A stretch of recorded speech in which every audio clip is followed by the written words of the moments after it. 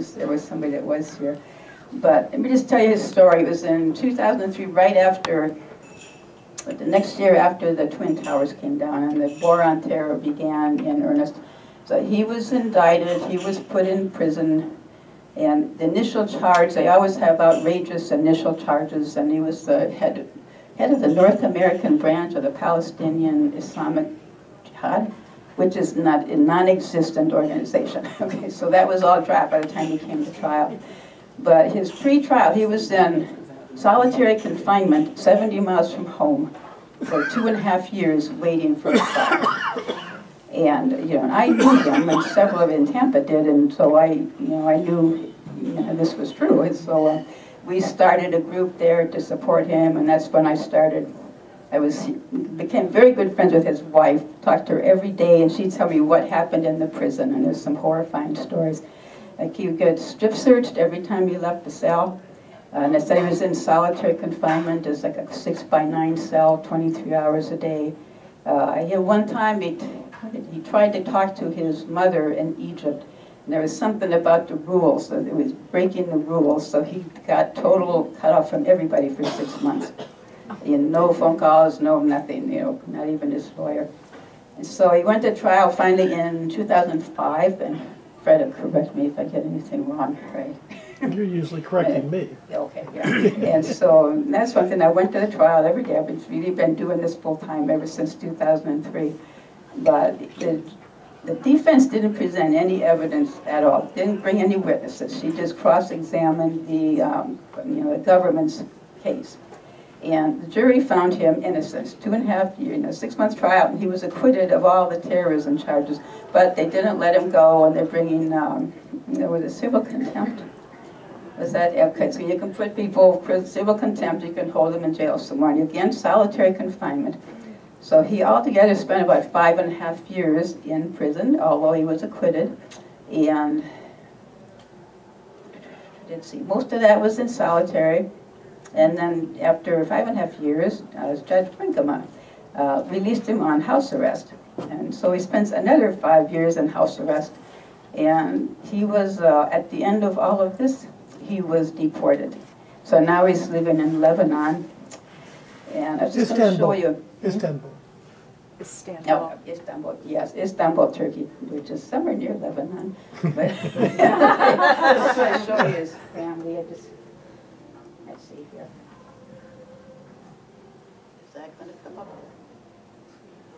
Okay. So I remember the night when there's a going away party for him at a mosque in Washington, and so I, with the little girl on the right, we were sitting in the back of the room there. So he's being deported. He's 57 years old, and he's got 4 grandkids at that point, and the oldest one is 3 years old.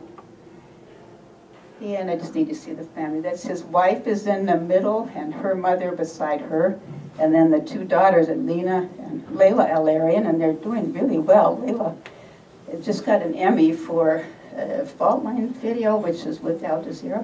So she does very good work. Yeah, just one other picture.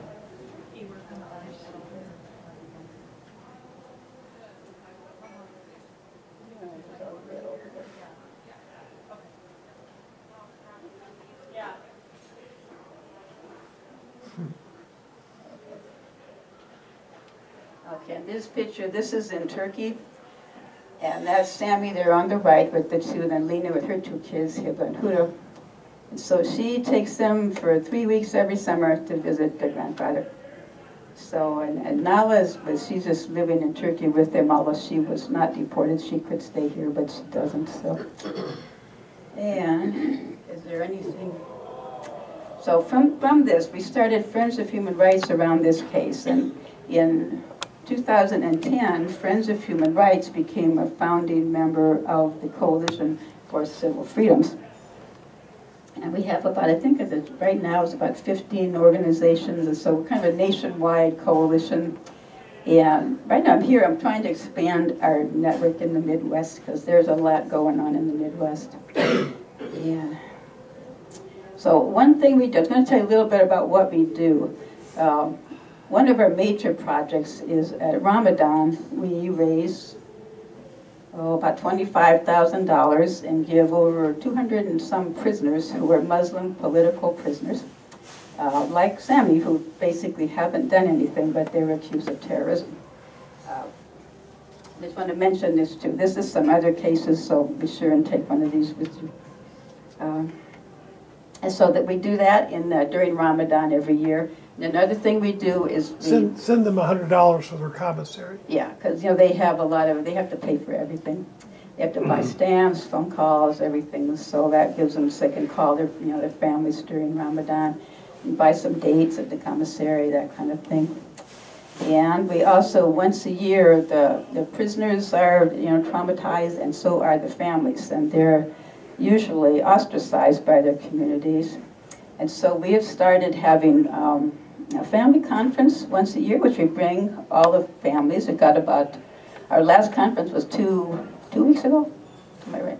And we have it in Maryland, which is close to DC. And it's this one was focused on how to lobby, how to tell your story, and they really appreciate just getting together with other people who have had the same experiences they have, because when it first happens to you, you're just totally ostracized usually by your community, because people think our federal government wouldn't do that unless you had done something wrong. And the other fact, if you're a Muslim and you have a friend who's been accused of terrorism, you could very well be next, because its association can get you in prison for years.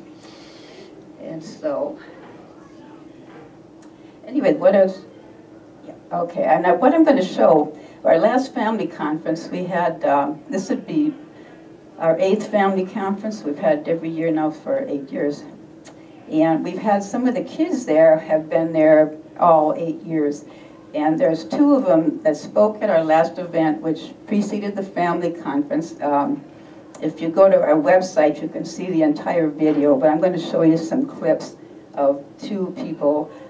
One of them is Mariam Abu Ali. Do you remember? You were here. She was her brother, Ahmed Abu Ali, who got in solitary confinement for, at the time, it's been 14 years now. And so she is updating here at the family conference. So I'm going to play that for you. And then if you have any questions, I can answer them. And then I'm going to show you. So.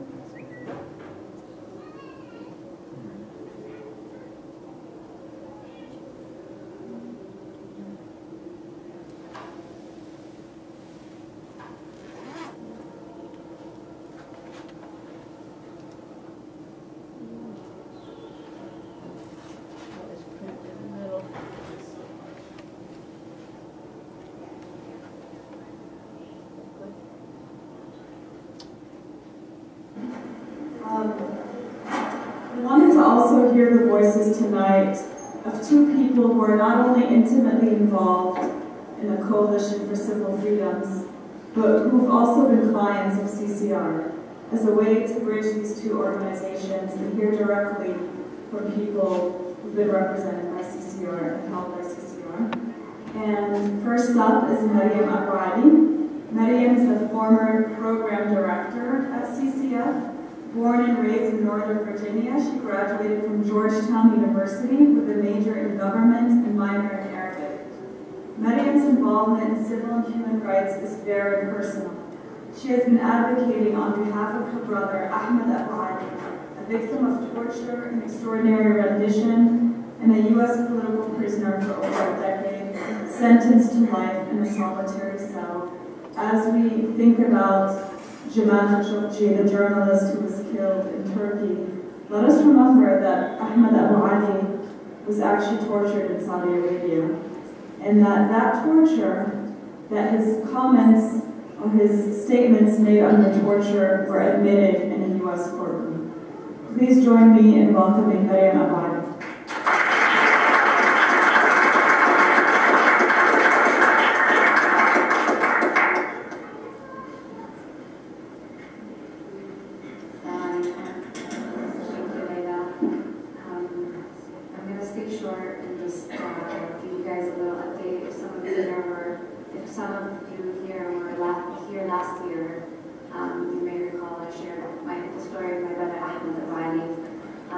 Who was a student at the University of Medina in Saudi Arabia. Islamic Studies. Ahmed was arrested by the Saudi authorities while he was taking a final exam, and he was tortured over the course of 3 days in Medina, and then transferred to Riyadh, where he continued to be interrogated and tortured for 47 days of interrogation. After that, Ahmed was forced to read a written statement that was videotaped, and that statement became the cornerstone of the U.S. prosecution against him.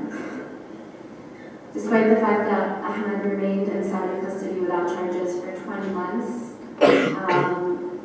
and during that time period, the FBI had made statements indicating that they had no interest in his detention, Ahmed remained in Saudi prison and was only brought back after we filed a habeas petition on his behalf. So after 2 years of illegal detention without charges, Ahmed was finally brought back only to face terrorism charges, where the only evidence was a confession tape. Ahmed was sentenced to 30 years in prison, and that was later, and then he was later sentenced to life. And since the beginning of his detention, he was held under SAM's special administrative measures, and he was in solitary confinement. So I want to talk about CCR and CCF and their roles in really empowering us as a family, and giving us the strength to continue fighting on his behalf. I've been coming to the family conferences for over 7 years, and I have been able to meet other families who've been impacted by the post 9/11 cases and sentences, and it's been an opportunity to share our stories and to find healing and empowerment and community and a place where we were free from the stigma and the questions that came along with our cases. And so for that, I'm very grateful, and I'm also especially grateful for CCR for taking interest in the case of Ahmed. They've worked on his case for some time now, and I'm happy to say that in March of this year, CCR was able to have the SAMs removed. So that was a huge victory for us. And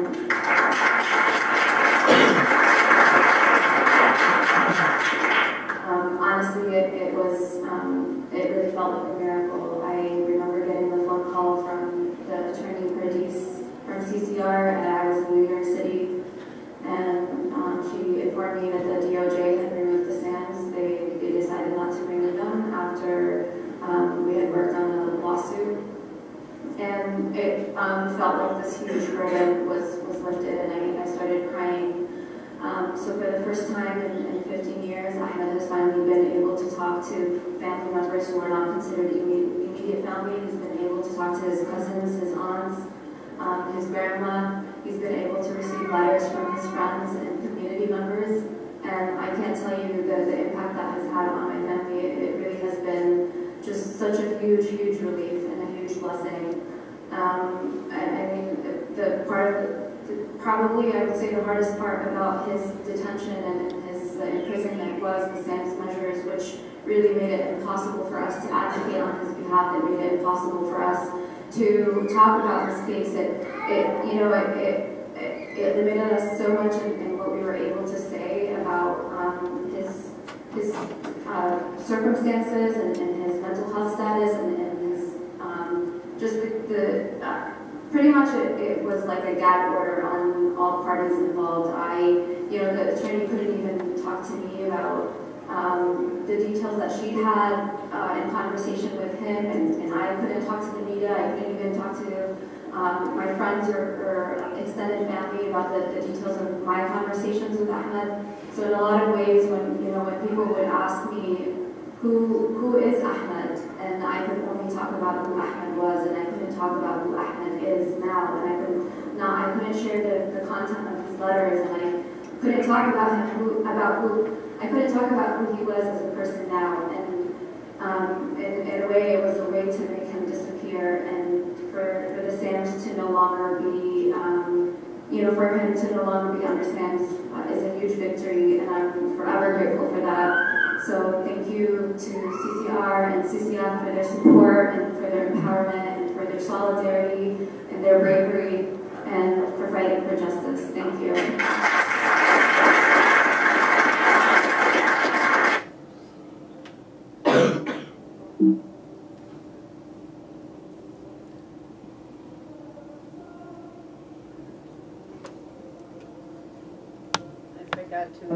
I'd like to mention what CCR is, the Center for Constitutional Rights. It's a group of lawyers that represent some of these people that have no recourse, and they've also represented a lot of the prisoners in Guantanamo, and there were hundreds of them at one time, and a lot of them, the reason they're not there is because of CCR. I also I have a handout about these special administrative measures, or SAMs, and the funny thing about them, they're almost always applied to Muslims, and they're almost always applied to Muslims who haven't done anything. I know one other person is Faisal Hashmi, who was, his crime was he let somebody stay in his apartment. That person supposedly had socks that went on to somebody in, some terrorist group in the Middle East. So Faisal was in 3.5 years under SAMS, in solitary, very harsh conditions before his trial. So that's just, happens a lot. It's very typical. So, and before I go, is there any questions about that segment? And then I have one other, yeah. I'm sorry, but I'm completely lost. I don't understand who these people are who are being held and who's holding them and where. They're in prisons, federal prisons. In this country? In this country, yes. Yeah, like I said, Sammy was in Florida. That's where when I was there. There are too many acronyms for me to follow, and I don't know anything about what you're talking about. I'm sorry, but okay. I want to gain something from this, and I'm just sort of befuddled. Okay, so this, again, after the Twin Towers and the government began the war on terror, they decided that they needed to preemptively prosecute to prevent another, incident from happening. And so they started arresting people who hadn't done anything. The federal government, Federal government. Mm-hmm. And these are, I couldn't really understand the woman who was speaking on the, I could hear some of it, but I couldn't understand all of it. Okay, I'm sorry, maybe I'm just no, it's good. It's good to have questions. This is her brother. So her brother was in Saudi Arabia. He was just a student there. He'd been offered a scholarship. So he was in Saudi Arabia studying. And now, was he an American? Yes, he was born in Texas. Yeah, these are all Americans, actually. Well, Sammy immigrated here, but he'd been here for, 40 years? 30. So, Ahmed was born in Texas. And they're a very, normal family, just like us, except that they're Muslims.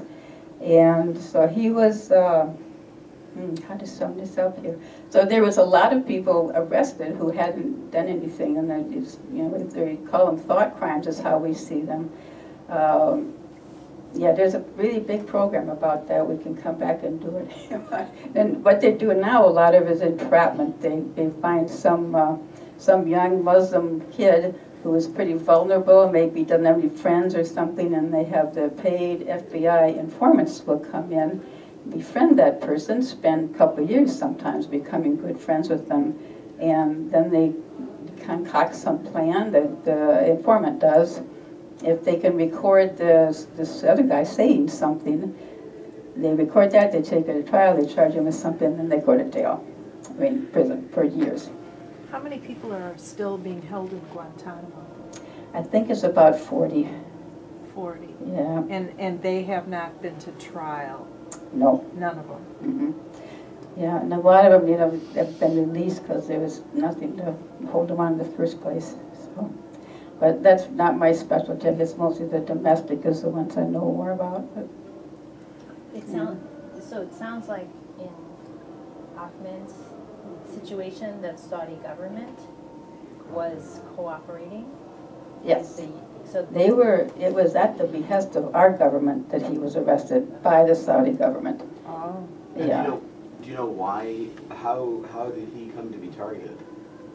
I don't know. I have no idea. I know with Sammy's case, he was influential and he was using our system. He was a supporter of Palestine. He went to Washington like every week to lobby people about it. He was very effective.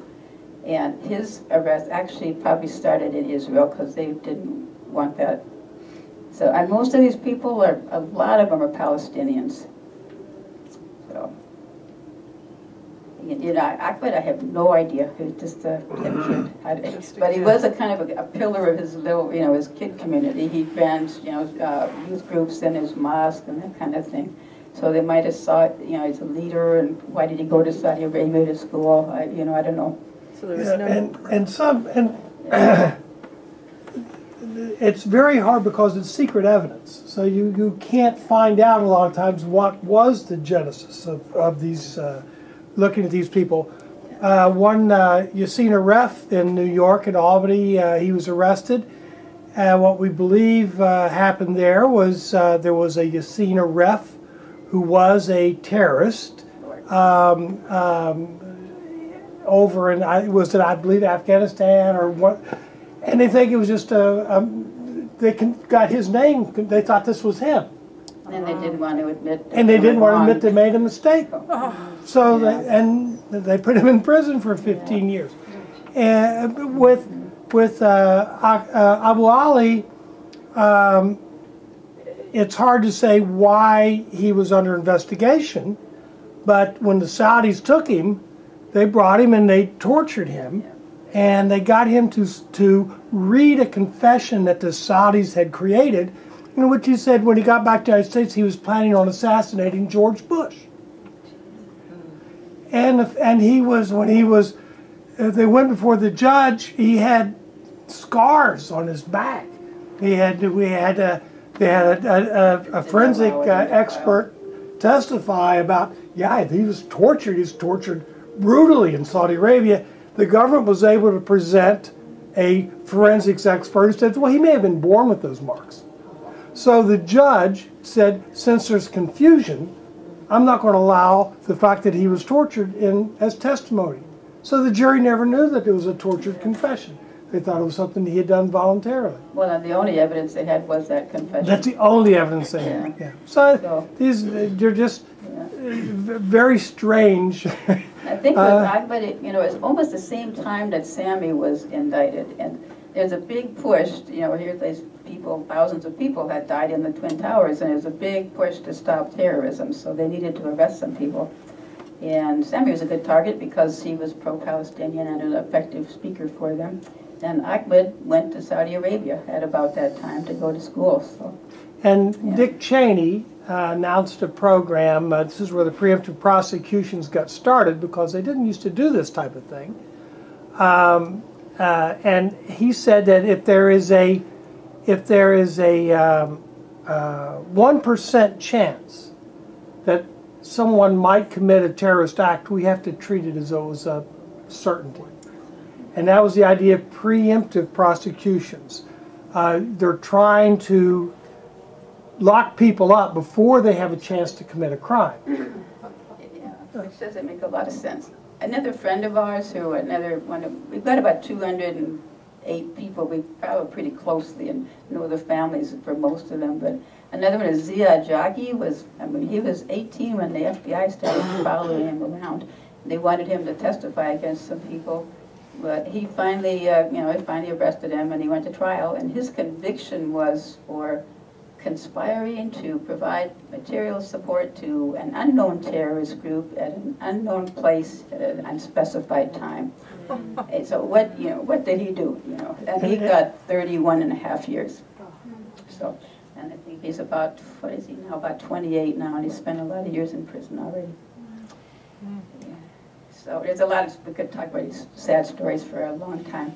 But let me let you, one other person, Sarah Diusi, will let her tell her own story. Her father was a Wayne State professor and very well respected, and he ran education departments in a couple of places.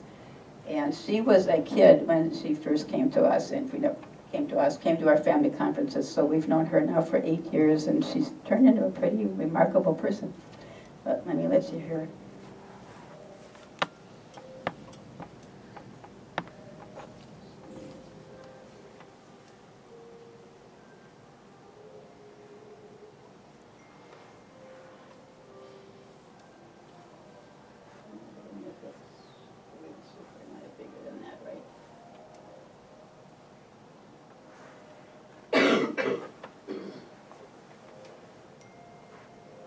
Loud enough. Next up, I want to introduce Sada Jayuti, and just kind of update you on Sada. Sada actually received an award from CCF last in New York City, which is very exciting.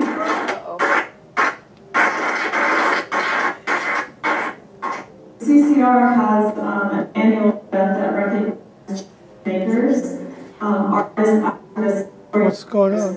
And Sada was one of the recipients of the Changemaker Award this year. Because of her work as a poet, also because of her advocacy on behalf of her father. Sada Jayusi is a 22-year-old Detroit poet and Wayne State University graduate who has a story to tell. One that she's continuing to write each day that she lives. And move it back a little bit. Her father, a U.S. Navy veteran and former university professor,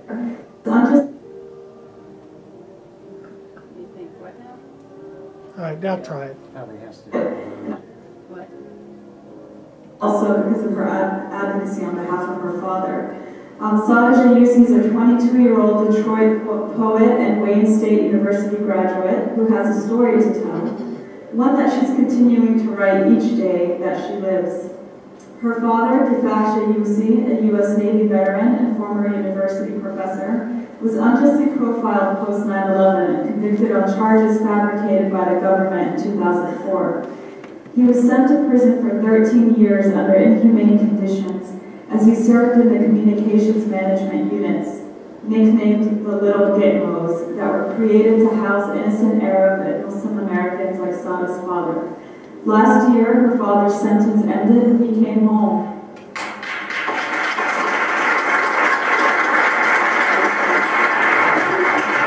She embodies the story of what being a daughter of an innocent man in prison is like and how it continues to negatively affect her and her family's lives today. Sada.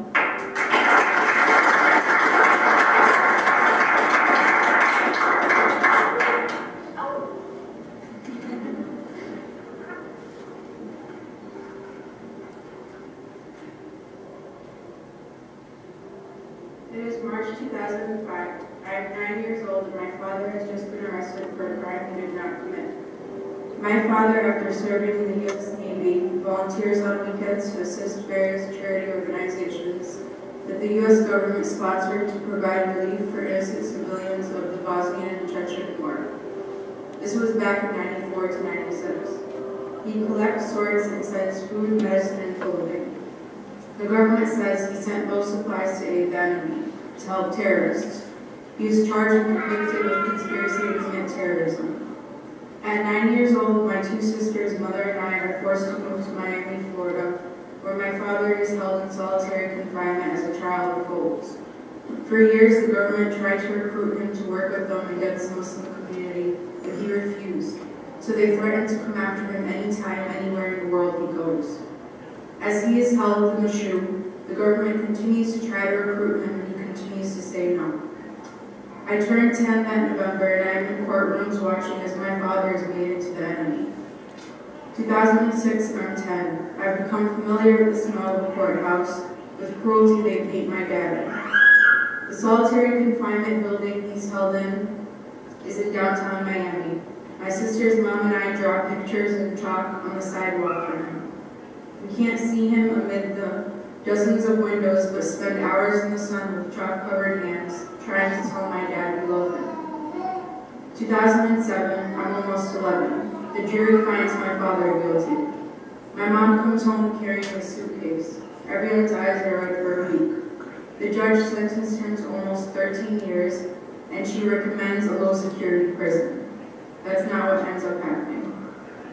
2008, I'm 11. We moved back to Detroit after my father was secretly moved to a high-security, hidden illegal prison called the CMU, or the Communication Management Unit, in Terre Haute, Indiana. The government made it to put Muslim prisoners in so they can separate them and monitor them, as well as pressure them to work with the FBI and CIA against other Muslims. It's nicknamed Guantanamo North, or Little Ghettos. In the CMU, we only get 4 hours of visiting a month, as well as 15-minute phone calls a week. We combine the end and beginnings of months to make the visits 8 hours over a 3-day period. The visits are expensive, and we drive there. The visiting room is hell. It is small and seems to only get smaller. Worst of all, right down the middle of the room is a plexiglass window separating us from him. We only have 2 static-filled telephones to hear him better. He grips the phone on his side. He's not allowed to put it down during the entire visit. We develop a way to touch my dad through the glass. He places one hand on his side, and we place a hand over his on our side. I pretend I feel the glass get warmer. A large steel door is locked behind us. We cannot hug or smell my dad. We cannot touch him. He's there for 3 years. 2010, I'm 14 and starting to have trouble sleeping at night. They say they've moved my father. We think it's closer to Detroit, but it is farther. They sent him to another CMU in Marion, Illinois. The rules are all the same, but the visiting is worse. We're led into the visiting building with other families, other children, and then we're separated.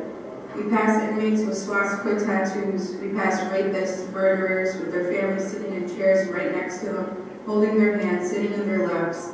We pass them and we're led into this indescribably torturous room. The plexiglass window is here too, and it's dirty with smudges. We would clean the glass ourselves with wet tissues, just to be able to see my dad clear. We leave only our handprints on the glass at the end of the visit. The steel door here is left open with the noise of the dozens of visitors outside makes it difficult to hear anything, even with the sticky black telephones pressed to our ears and a hand over our other earlobe. We can't breathe if we close the door shut. We can't breathe anyways. My dad spends another 3 years there. I am 11, 12, 13, 14. I'm 15, 16, 17, and I never get to hug my own father.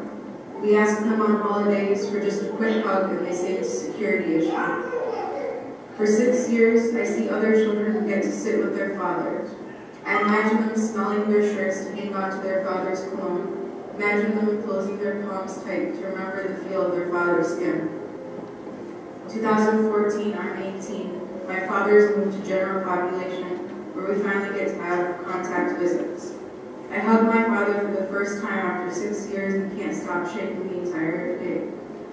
It makes me angry because he's still innocent and we're still surrounded by cameras, keys, guards, and metal bars.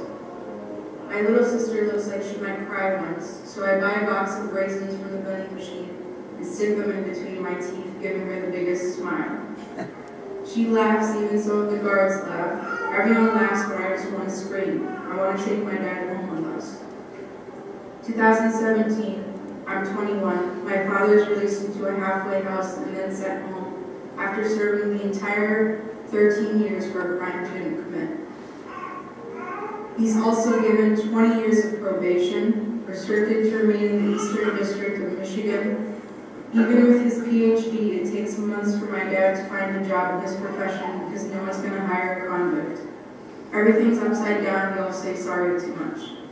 My father, Kivak JUC, is a PhD degree-holding man, was a professor at Wayne State University, chief facilities director for both DC and Detroit public schools, and is a U.S. Navy veteran. None of this matters because he's also a Muslim-American man in a post-9/11 world, where any Middle Eastern can be targeted and profiled by the U.S. government. They're torn away from their families, accomplishments, everything they've built up as U.S. citizens.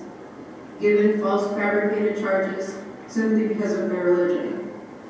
Throughout this ordeal, my mother held our family together, and we held on to our values that the government put on trial, attacked, and wanted us to abandon.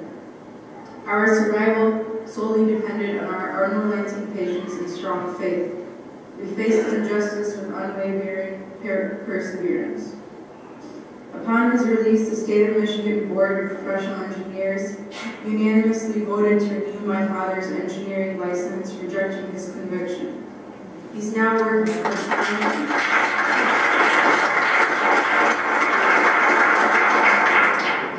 for a prominent Michigan construction company who also rejected the conviction.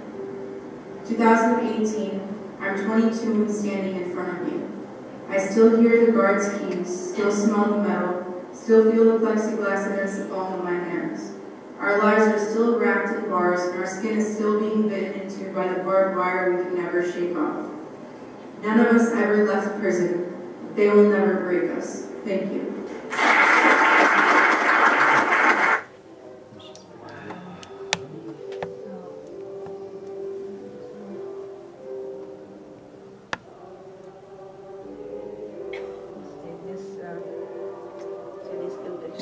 These convictions are harder on the prisoners and even harder on the families, I think, because their whole lives are disrupted.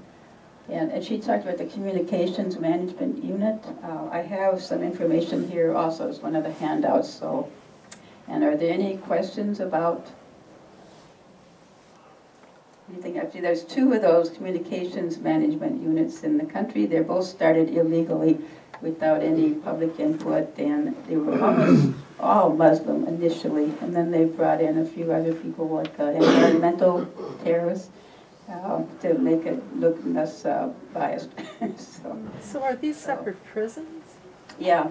The Terre Haute was the death row prison in Indiana until they converted it to the communications management unit. That seems like such a use of Communications management And unit. you know what, they manage their communications. And it caused, I was doing some research about that once because we had another person from Tampa from the University of South Florida. He was a student. And he ended up in one, so I was writing an article about him. It cost about, I believe it was $2 million per I was going to say student, but prisoner, yeah, a year just to manage their communications. And what can happen and has happened to a lot of our families, they'll drive 1,000 miles to visit, get their 4 hours, you know, in the month to visit their father or their brother or their son. If they get there and if the phone is down, they go home. You can't talk to them. And in fact, that happened to me once, but they fixed the phone when I was there. I went to visit the guy from Tampa. The phone was not working, so I had to leave. You know, he's across the plexiglass, and we got the, you know, but the phone didn't work, so I had to leave and go out and wait in the waiting area just until they got it fixed. And if they hadn't fixed it, I wouldn't have been able to visit him. So where else are these, what states are they in? How many are there? Yeah, Marion, Illinois is where the other one is. So there's one in Marion and And one Terre in Haute, Indiana. Terre Haute. Yeah. And I've only been to the one in Marion.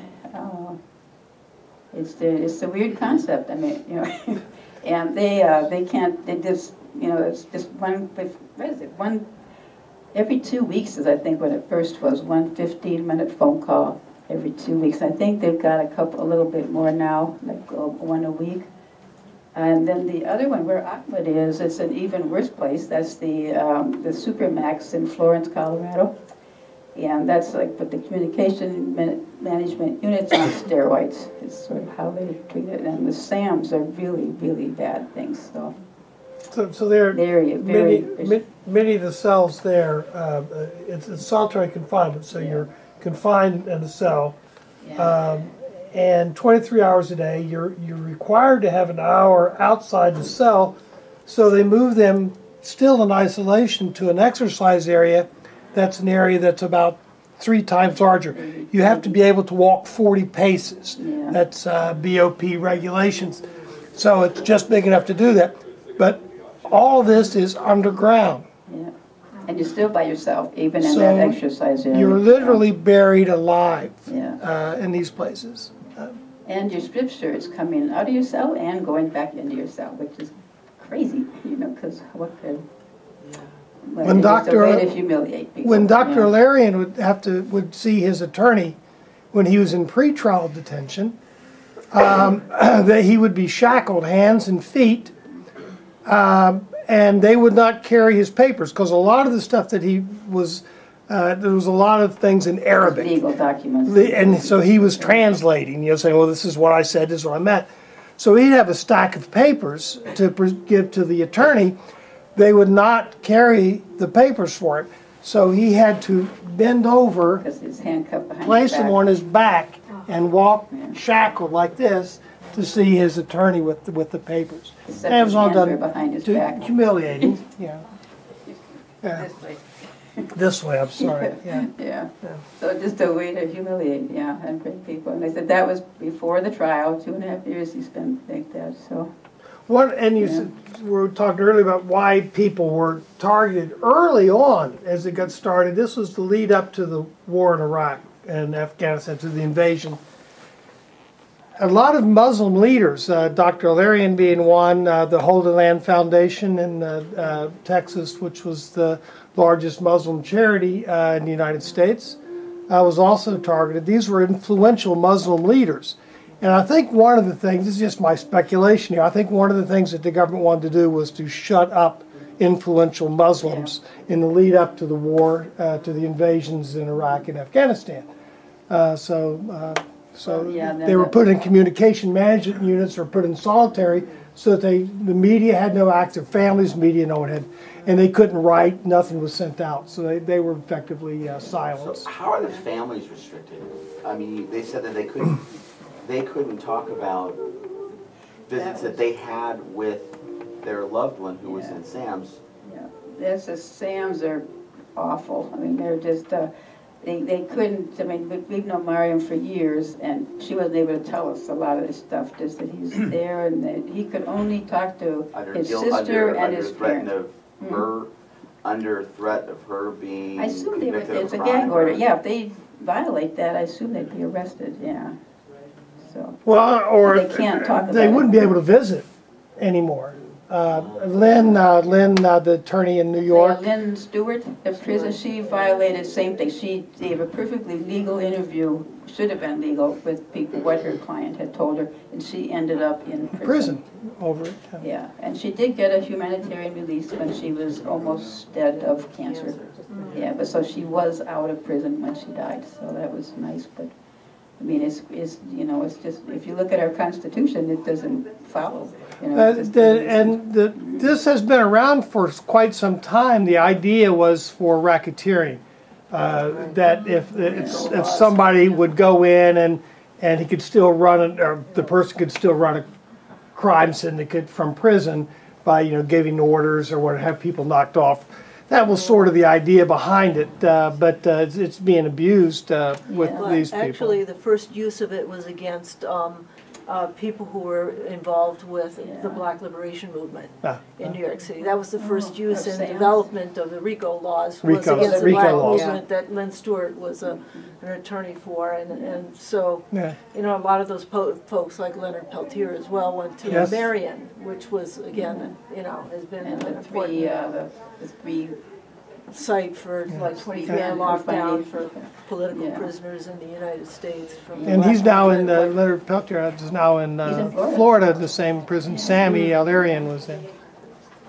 And the SAM started, actually it was a gang member from Cuba, just a kid, 18. Somehow he managed to get somebody killed by his order that he gave out in the world, and that's where it started. But now I think it's about 100%. And I think he's still under SAMS, which is really sad. So he had no family, nobody, he's just maybe got a lawyer that's staying with him, I don't know. But he has no communication with anybody. But at least he did something. These Muslims haven't done anything, and they're under SAMS. Especially pre-trial, because then maybe it's easier if they plead to something, than going to trial. So. Well, just a comment, because I remember from the forum that you did in this, Was it 2 years? A year and a half ago, maybe? Maybe, yeah. Just before, I think, Rev. Luke it was his candidating week. So it might never get to yeah, so it was in May, yeah, last year. But one of the important points I think about this is that, you know, there's all this testing out of legal establishment of legal precedent, you know, for more political repression. You know, the fact of thought crimes now, you can, you know, incarcerate people for thought crimes, that, you know, preemptively, you know, incarcerate people, that the Muslims being such an easy group, an isolated group to target from the rest of the population, whereas clearly I think, you know, you know, if that would happen to any of us, you know, it wouldn't be a go, but, you know, clearly this is important precedent that's being set that I think all of us have to be aware of and be conscious of, as, you know, we just don't know what's ahead with the kind of leadership that we currently have in this administration. Yeah, that's a good point. And legally, anyone in this room can be arrested and held indefinitely without charge if our president thinks we're dangerous. Yeah. And that's a law that's written. Is there any activism going on to, and this, my feeling is that a lot of this is not unique to our history. I mean, if you look at World War I, you know, when we started going into war, people who were verbally against the war were, you know, were summarily put into prisons and things of that nature. And is there any activism from your guys' perspective on looking at these laws or looking at these activities and trying to change the laws? Or trying to well, change they've gone the wrong way. Well, yeah, and that's my point. Is that we have. That's one thing that we do. I mean, I mentioned the Ramadan gifts and our family conference, and another thing to me especially is important is education, because people don't know about this. And the last thing would be that our former legal director, our legal director, and our former executive director, who is also an attorney, are working on drafting a law to try to take it to Washington and get it changed. Like, one is that withholding of exculpatory evidence, which happens a lot. So, you know, that would be nice to, you have to get the evidence out there. You can't hold the evidence back. It's going to show they're innocent. But they do that a lot. So yeah, there is some, but it's harder, especially, you know, it's a hard goal, but we're working on it. We were, after our family conference, we took about 30 people lobbying. And so, we were very well received, actually, especially by the Republicans, which we were surprised. Yeah, they were nice. I don't know what happened. But one thing we were lobbying for, if you want to call your senators, is the First Step Act has been passed by the House of Representatives. And it won't help us a lot, but it does require that prisoners are kept within 500 miles of their homes. So our families could go and visit. So we're lobbying to push that, and it also does a compassionate release of seriously ill people, I guess, which also would benefit some of our people, but it's good for everybody, though, because there's a lot of people in our prisons. So if you want to do something, call your senator tomorrow and tell them to support that First Step Act. So, how many people are being held? On our list, we have, we keep a database of it, and I think there's over 800 people now that are on these kind of charges. And this is ongoing, so... Yes. So this is hasn't ongoing. Stopped. And an interesting, this is a new thing now too, there's, you know, the Kansas bombing plot against the Somalis by a white extremist? Are you familiar with that? It was got a lot of attention a couple of years ago. But we looked into that. His family contacted us, and he got the same treatment our people get. He had a paid informant, went in there, got the map, got the plan, took the guy along in the car to look at those Somalis there, and he was a white extremist, and he said some horrible things, but he was never ever going to be bombing anybody except for this. So his sentencing is next week, so I'm going to go down. If you stay in touch with me, and I'll tell you what happened to him. So I don't know if he's going to get the same treatment. They're trying to get life. The terrorism enhancement can get you a lot more years than the same crime would get if, you know, they don't attach that to it. And they were also attaching a hate crime to it. And there were no victims. It was all a plan. I mean, that was created by the paid FBI informant. So, but he did get convicted, so it'll be interesting to see what kind of a sentence he gets compared to what he would get if he was Muslim. So who is paying the FBI informant? Oh, we are, with our tax money. Yeah. The FBI. And the FBI goes through the FBI, but we fund them. Yeah. And they get a lot of money. I mean, but you can't trust them. It's the only problem, because we have another one of our family members. Her son he was an informant, and he worked for the FBI, and he wanted to quit because he saw that really was a negative thing. He thought he was being good and patriotic, and then he kind of saw the results of it. So he wanted to quit, and he's going back home to Arkansas to build a little cabin in his mother's yard, and he got targeted by a paid FBI informant. So he's, I don't know, he got convicted. I don't know, his sentencing hasn't happened yet. They've been putting it off and trying to get another trial, but they're talking about 30 years. And again, somebody didn't join it. Just a little town in Arkansas, and so he was out being a hero saving the world. So when you say so when you say an FBI informant, you're talking about an FBI agent. You're not talking about somebody is informing the FBI. No, actually what the FBI does, they're not technically agents. They find, most of them are people that have got some sort of a criminal past that maybe they can be deported. Also, many of them need money. So the FBI would tell them, you're doing this good deed for us, and we'll pay you $100,000, and so they're just. So these are nefarious types. You get out. Maybe you don't get a prison sentence if you work for the FBI. There's been a lot of sad. You mean work with them? They're not FBI. They don't actually become. They think they probably think they are, but they're not, and they get turned on just like that. I mean, don't ever work as an informant for the FBI. They're not, they're not loyal employers at all. So this kind of, and it's really, there's so many sad cases. Another case in Tampa, this kid was schizophrenic, and he had been schizophrenic, and everybody knew he was schizophrenic, and so which makes him an easy target. So they got FBI informants came, and they befriended him, and they offered him a job, and they said they'd lend him money to go and buy a sandwich and all. I mean, he's totally destitute. He could never have done anything on his own. And so they put a gun in his hands. They put him, put the suicide belt on, and we'll make your martyr poster. And so they filmed that, and then they arrested him. And he got 40 years. Hmm?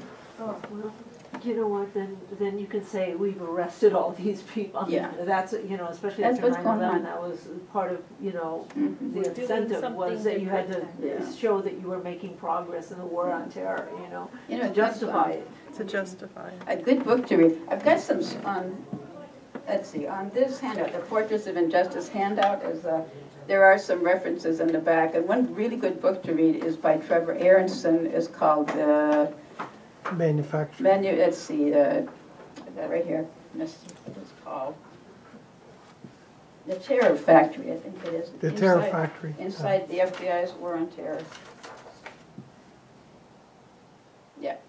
And the movie about Sammy's case, you can Google that and find it. It's USA versus Al-Arian, and that's on here also. That's free on the. It's free. You can watch it for free now. It's whatever, really, and there's probably a lot of Scandinavians here. It was a Norwegian filmmaker that made that film. So it's got to be okay. My grandparents were Norwegian, so yeah. So anyway, I would really recommend that. And there's a couple others. There's one, The Newburgh Sting, and that's just these hopeless guys that had nothing when they thought they were scamming this person, and the person offered him $250,000. All they had to do was hold this gun for a few minutes, and they got 20 years or something. So, but anyway, how you can help, that was the other part. So sign up for my news digest.